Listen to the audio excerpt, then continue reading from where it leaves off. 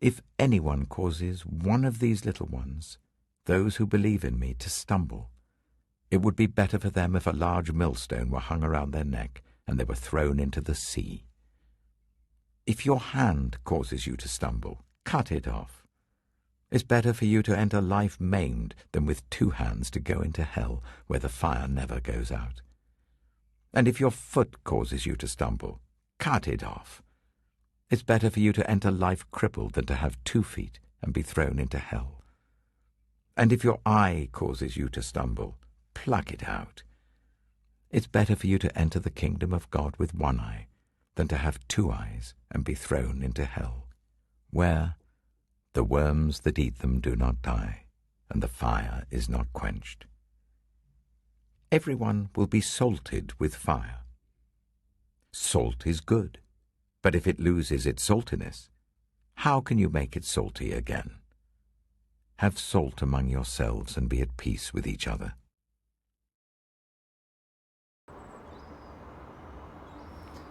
Mark chapter 9, verses 42 to 50. I'm standing here on the Shripney Road in the parish of South Bersted, where I happen to be vicar, at the rubbish dump.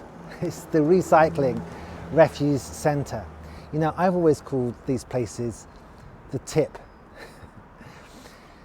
Jesus mentions somewhere that he knows that his audience will relate to. It's called Gehenna.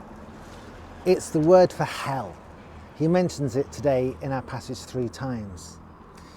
Just south of Jerusalem was the Valley of Hinnom, and it had a terrible backstory. It was used for child sacrificing to Molech and had become the place where the city's refuse was disposed of. There were fires burning day and night.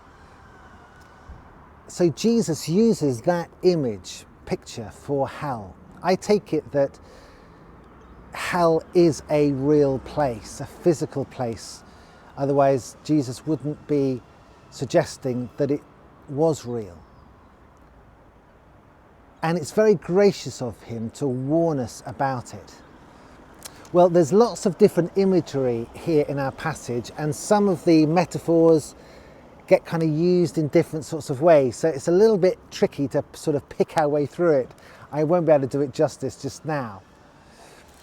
It begins by saying that if anyone causes one of these little ones who believe in me to stumble, to trip up.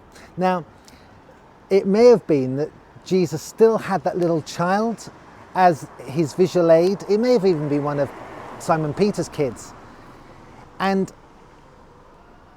standing right there.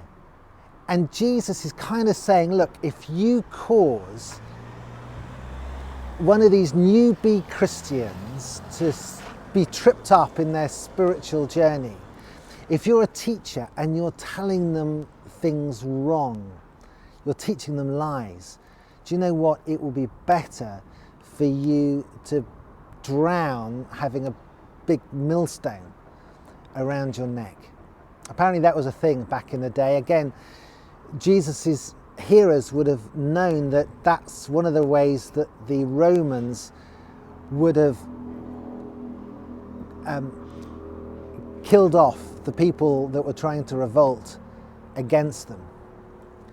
Drowning with a millstone. And Jesus is saying, do you know what? I care so much for these Christians, people that belong to me. Woe betide anybody that causes them to stumble. You know, it is so sad that I'm constantly hearing now about more and more cases of spiritual abuse where people have been treated very, very badly by people who ought to know better, teachers of the faith. And Jesus is saying, woe betide those people if you lead my ones astray. And then he says, look, if something's causing you to be tripped up spiritually, deal with it decisively, cut it out. Now, he talks about the things that our hands do, cut it out. If where our feet take us, if that's causing us to sin, don't go there.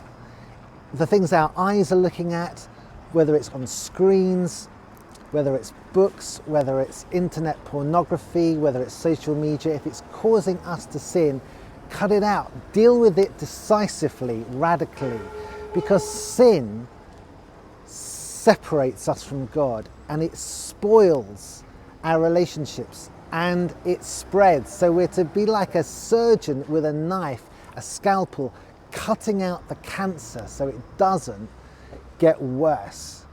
So obviously Jesus isn't actually saying that we're to practice self-mutilation, because he's already said that the problem really is in the heart.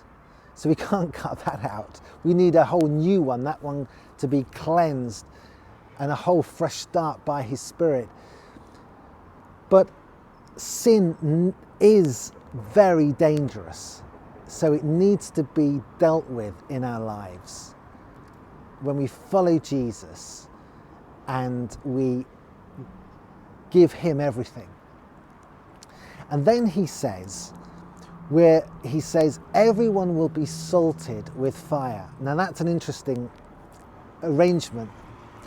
Fire purifies. There was a refiner's fire. And by the time that Mark was writing this gospel, the early Christians were being persecuted. They were going through a refiner's fire. They were being purified in their faith. You know, salt, the sacrifices in the Old Testament were salted. There were all sorts of other uses for salt, and that probably gets picked up on this next verse where it says salt is good. Salt was used as a flavouring. It brings out all of the flavours, the goodness that's there. Salt was an antiseptic. It was used for healing. It was a disinfectant. It was put on the equivalent of the toilet to clean it up, to stop the germs from spreading. Maybe that had some sort of thing to do with this dump, the rubbish tip as well. Salt. Salt was a preservative. It got rubbed into meat and it was salted. It would last for ages, like biltong and those lovely beef jerky kind of snacks.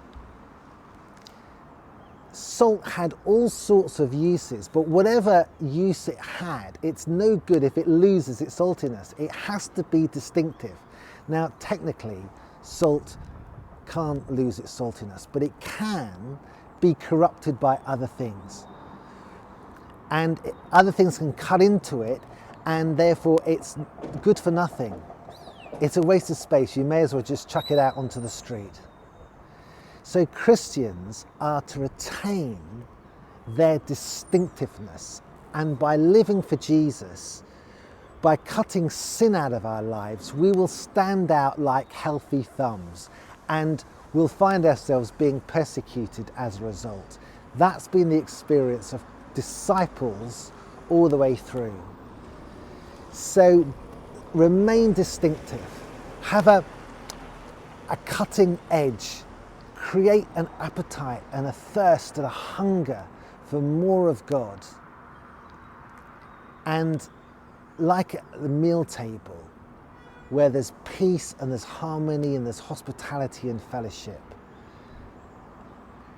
have salt among the Christian community. Father, please may I deal radically and decisively with the sin in my life. I want to cut it out so it doesn't spread and spoil and separate. And may I retain my saltiness so it cleans up society, so it brings out the flavour and it does good. Amen.